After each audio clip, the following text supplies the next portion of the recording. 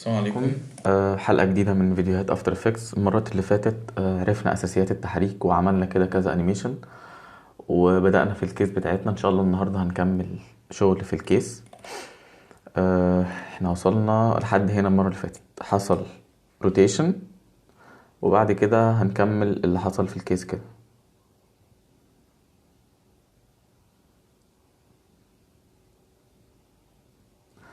تمام، تعالى كده بقى نحلل الفيديو قبل ما نعمله. احنا دلوقتي بعد ما حصل روتيشن للصورة دي هيحصل ايه؟ الصورة دي بدأت تظهر. لو نركز كده الصورة بتظهر، بص كأنها كده مختفية وبتظهر واحدة واحدة. فمعنى كده ان حصل لها opacity، يعني الاوباستي بتاعتها كانت صفر وبعد كده بقت 100%. ماشي، نكمل. هتلاقي الصورة كبرت. التكبير ده سكيل سهل جدا. ماشي، وهي بتكبر الصورة اللي تحت اختفت واحدة واحدة برضو، يعني حصل لها opacity كانت 100 وبعد كده بقت صفر.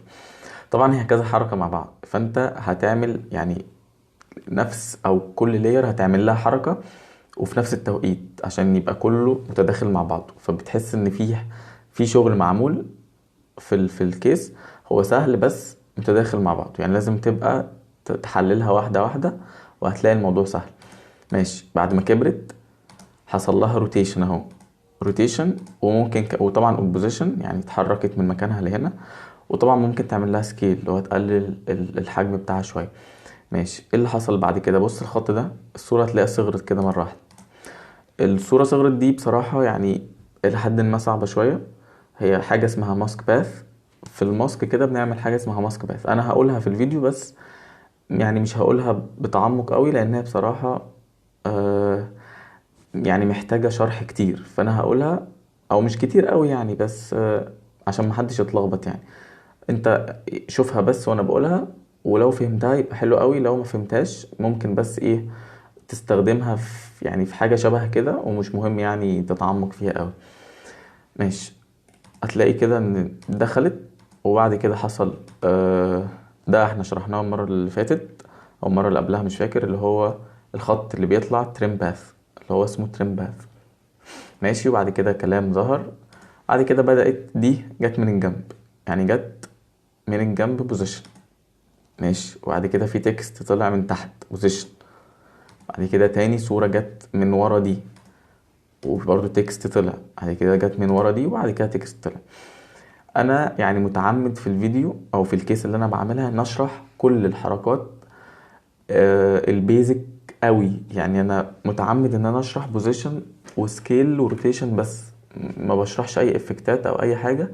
عشان انا عارف ان الموضوع ان اللي بيبقى عاوز يعني اللي بيتفرج على الفيديو، انا عارف ان هو عاوز حاجة بسيطة وفي نفس سهلة ان هي يفهمها وفي نفس الوقت يعمل بيها فيديو كويس.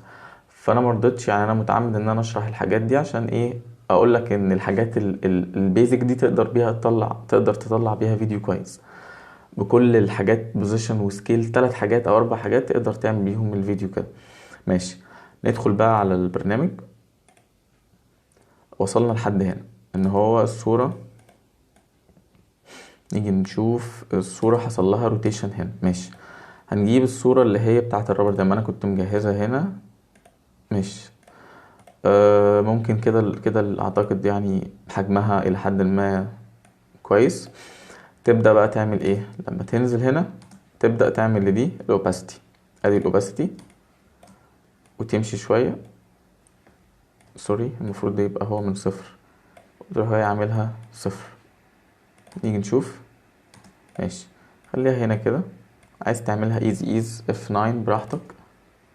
ماشي، نشوف. ماشي، وبعد كده هيحصل لها سكيل، فتعمل سكيل وتمشي قدام شوية وتكبر السكيل شوية. وهو بيحصل لها سكيل، انت عاوز الصورة اللي تحت دي يحصل لها تختفي. هي دي الصورة ولا مش دي؟ لا مش دي، اه هي دي. فتعمل لدي opacity اهو، وتمشي قدام شوية وتروح جاي مخليها صفر. نشوف التايمنج بقى عشان ايه وهي بتكبر كده. انا عايز دي تختفي فنجيبها هنا، نجيبها هنا كمان برضو لسه. هي مش الصورة ولا ايه؟ اه انا خدت، سوري. انا خدت صورة غير دي، المفروض الصورة اللي تحت دي هي دي، انا خدت واحدة تانية. ماشي،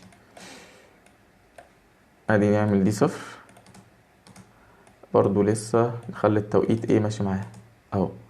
نيجي نشوف وهي بتطلع دي بتختفي برضو، ممكن تعملها ايزي لو عايز.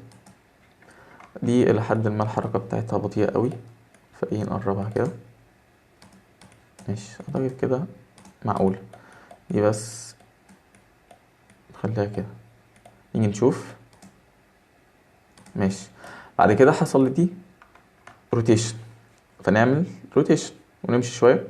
طبعا هو حصل لها روتيشن وبوزيشن، فاحنا نعمل روتيشن وبوزيشن ونمشي قدام. نعمل روتيشن اهو. عايز تظبطها 90 بالظبط ماشي، بس ساعات بتبقى هي اصلا معوجه، فانت ايه مش شرط تبقى 90 تبقى بالظبط، لا ساعات هي اصلا الصوره متصوره بانجل شويه، فانت يعني ايه بالسنس كده تظبطها. ونرجع، لا مش ده، نرجع البوزيشن كده، وبرضو ايه نخليها centralized في النص كده. نيجي نشوف مثلا، حلو اوي. اعتقد هي محتاجة تصغر شوية، يعني تعمل برضو سكيل، تيجي هنا وتقلل السكيل شوية، وتخلي ده تخليها كده كده زي الفل. نيجي نشوف، نعمل بقى كله ايز اهي عشان يبقى شكلها احسن. حلو اوي من الاول عشان برضو ايه نشوف الدنيا. ماشي تمام. بعد كده اللي هو بقى اللي انا بقول عليه اللي هو الماسك باث، اللي هي الصورة في الفيديو. بص، الصورة في الفيديو هيحصل لها، بص دي كده راحت راجعة لورا كده. هنعملها ازاي؟ احنا هنعمل حاجة اسمها ماسك. احنا قلنا ان الماسك بنعمله ازاي، بنحدد اللاير ونجيب مثلا بين تول او نجيب اي شيب يعني، وهنروح جاي رسمين مثلا لحد هنا، لو احنا عايزينها تظهر لحد هنا. تمام، انا كده بس كده الصورة هتظهر ايه يعني، بص الصورة كده هتظهر كلها مقصوصة. فانت كنت ممكن تقصها من الاول او تقصها من دلوقتي، بس تتأكد ان هي اتقصت، يعني اتقصت مظبوطة. هي اتقصت مظبوطة يعني، انا لما شفتها اهو اتقصت مظبوطة. ماشي كده تمام. تمام، هنيجي بقى هنا ننزل عند الماسك ده. لو الماسك مش كانش ظاهر هتضغط على اللاير وتدوس حرف الام، هيظهر ماسك، هتظهر كل الحاجات اللي في الماسك. هتيجي عند الماسك باث ده، هتعمل كي فريم. انا عايزه الكي فريم ده يكون يجي يبقى هو اخره هنا. طيب الكي فريم الاولاني ده بقى هتعمل فيه ايه؟ هتروح جاي محدد النقطتين دول وتجيبهم هنا. بص انا كده عملت ايه اهو. نيجي نشوف.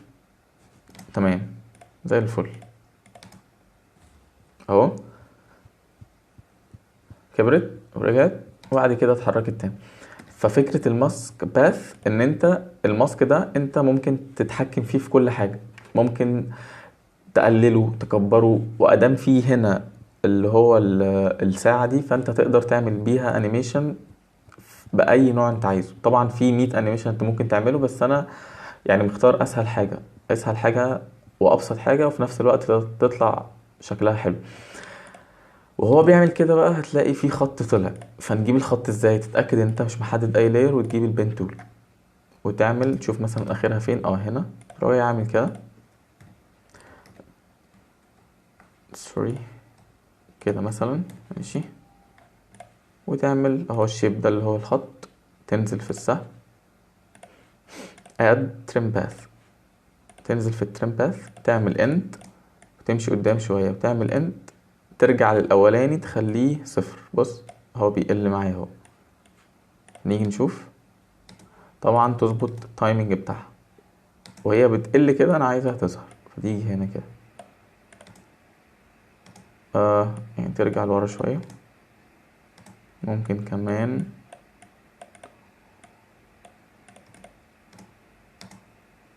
ماشي، بعد كده طبعا ده ممكن ايه نزود شوية، نخليه مثلا 6. بعد كده الكلام بدأ يظهر. نجيب، قلنا الكلام بنجيبه منين؟ بنجيبه من التكست. تكست اهو، وتعمل في اي مكان فاضي تكتب رابر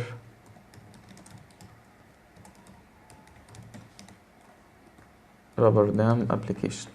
تمام، كتبنا نحطها مثلا هنا، عايز تصغرها شوية ماشي. ما تنساش وانت بتصغر تبقى دايس على شيفت عشان الابعاد بتاعت تكست ما تبصش.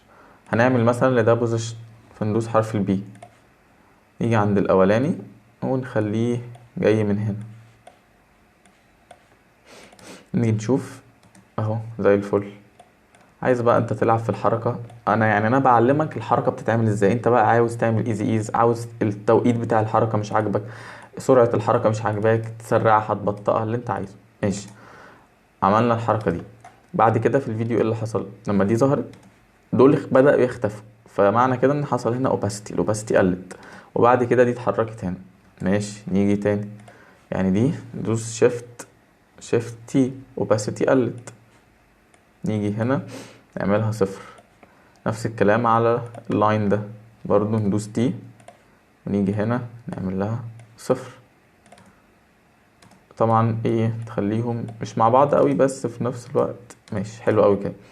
وهما بيختفوا دي بقى نعمل لها بوزيشن، ندوس بي، نعمل كي فريم ونمشي قدام شوية ونزقها كده، حلو قوي. وهي بتتحرك بص، حلو قوي كده. وهي بتتحرك ايه اللي هيحصل؟ دي بقى هتيجي من هنا، فنجيب الصورة اللي هي فين بقى الصورة ماشي. نحطهم بس نجهزهم كده. احنا محتاجين انهي صورة فيهم؟ محتاجين دي ماشي، اللي هي دي ناخدها نعمل لها روتيشن كده، ايه نظبطها حلو قوي كده. لا خليها -90 ونخليها هنا تمام. طبعا انت شايف ان الصورة كبيرة، فهنا دور الماسك بقى. يعني انت شايف الصورة عرضها كبير قوي، بص في الفيديو بص عرضها صغير قوي ليه؟ عشان انا هعمل هنا 3 صور جنب بعض. فهنا جه دور الماسك بقى.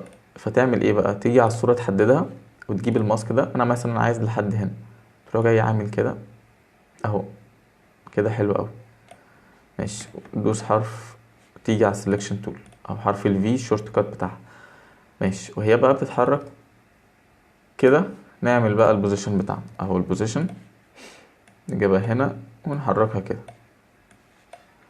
نيجي نشوف، طبعا تعملها ايز بقى براحتك، حلو قوي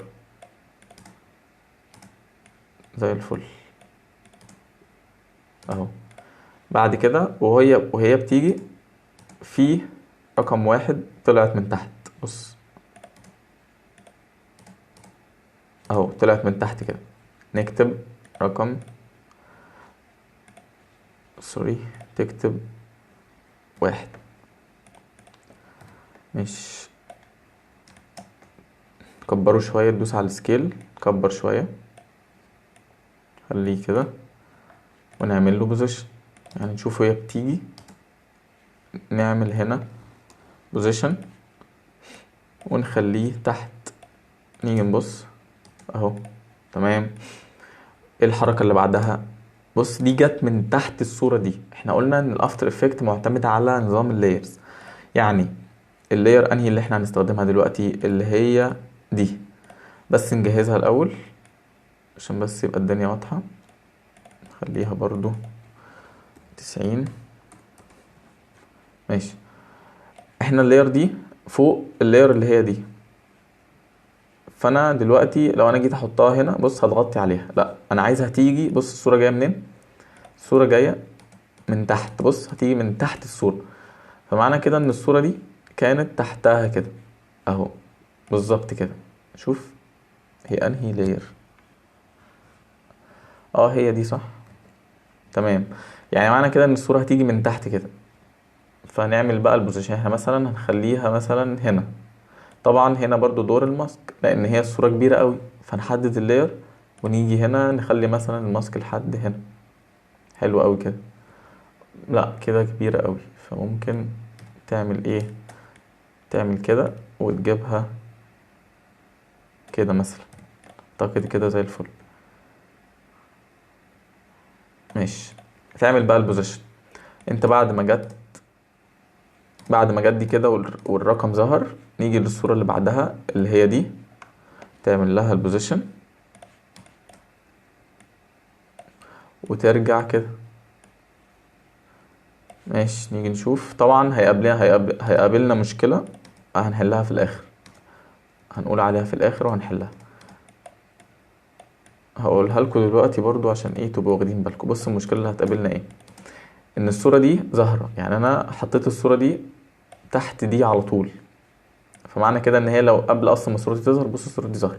فالمشكلة الحل بتاعها إيه؟ ان انت تيجي هنا قبل ما اول ما الحركة هتبدأ، وتيجي تكت بألت والبراكت اللي هو الناحية دي، تعمل كده. او لو مش عايز تعمل بألت كده، تيجي من هنا وتروح جاي لحد هنا، تتأكد بس ايه اهو عند الكي فريم ده. فانت كده ضمنت ان الانديكيتور لما يجي يمشي مش هيقرأ اللاير دي، يعني لحد هنا كده مفيش اي حاجة ظاهرة، هيبدأ يقرأ من اول هنا. فكده خلاص انت حليت المشكلة.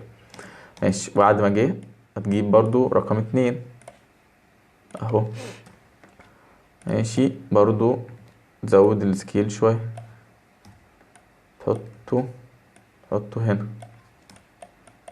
تمام، بس نضمن بس يبقى هو هنا، نتأكد بس مكانه ونعمل بوزيشن. بعد ما عملنا كي فريم، ده الكي فريم اللي عايزين ينتهي عنده، فالكي فريم الاولاني يبقى تحت هنا. فنيجي نشوف اول ما جت نخليها بقى ايه ايزي كده. ماشي، برضو اخر صورة برضو جت من تحت الصورة دي، فنيجي على الصورة اهي نظهرها برضو، نعمل لها روتيشن، نخليها برضو 90. ماشي، وبرضو نقصها عشان هي كبيرة اوي. فمثلا انا عايز الصورة تبقى لحد هنا مثلا، فنحدد اللاير، نجيب اي حاجة بين تول او دي، بس ده اسهل يعني اسرع، ونخليها كده اهو زي الفل. نجيب نعمل بوزيشن، انا عايز يبقى النهاية بتاعت الكي فريم هنا، الاولاني بقى يكون هنا ورا. طبعا انت لو لاحظت عشان اللاير دي فوقيها، فنضمن ان هي تحتها كده اهو، تحت دي كمان. فنيجي نشوف هتيجي من تحت اهو، نتأكد بس ان هي اصلا ورا خالص، فنيجي نزقها كده ونعمل كي فريم ايز لو عايز. نيجي نشوف في الاول. ماشي، حلو اوي. برضو هيقابلنا نفس المشكلة، ايه؟ ان اللاير دي ظاهرة، يعني بص لاير الانديكيتور بيقرأها، فقبل اصلا ما يحصل انيميشن هي لسه ظاهرة. فنحلها ازاي؟ نيجي عند اول ما الكي فريم هيبدأ حركة ونقص من اول هنا، يا اما من الت والبراكت اللي هو حرف الجيم، يعني تدوس على اللاير الت وحرف الجيم هيقصك بالظبط، او تجيبها من ورا هنا وتشدها كده. كده انا خلاص حليت المشكلة اهو، رقم 2، وهنا نكتب رقم 3 كده يبقى زي الفل. اتمنى يكون الفيديو مفيد. انا يعني حاولت بقدر الامكان ما اطولش قوي في الفيديو، وفي نفس الوقت اشرح الحاجة اللي حصلت في الفيديو. اتمنى يكون استفدتوا يعني منه ان شاء الله، ونشوفكم باذن الله في فيديو قادم باذن الله. هو كده فاضل تقريبا فيديو في الكيس. بعد الفيديو بقى احنا هنعمل زي لايف كده، هنعمل محاضرة يعني ميتنج كده، لو حد يعني فعلا مهتم ان هو يحضر وعاوز يحضر فعلا. هنعمل محاضرة كده ميتنج، ممكن اللي انتوا عاوزينه بقى انا ممكن اشرحه في المحاضرة. يعني لو عاوزين مثلا اشرح الكيس بالتفصيل من الاول للاخر في اللي هو في الميتنج ده، ممكن اعمل كده.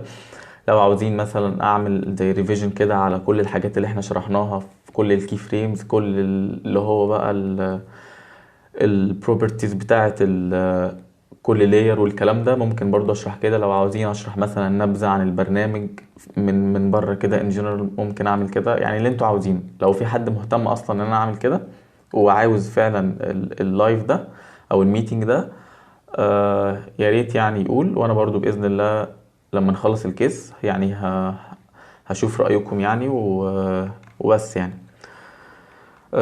كده خلاص الحلقه بتاعتنا خلصت. يلا نشوفكم باذن الله في فيديو قادم. السلام عليكم.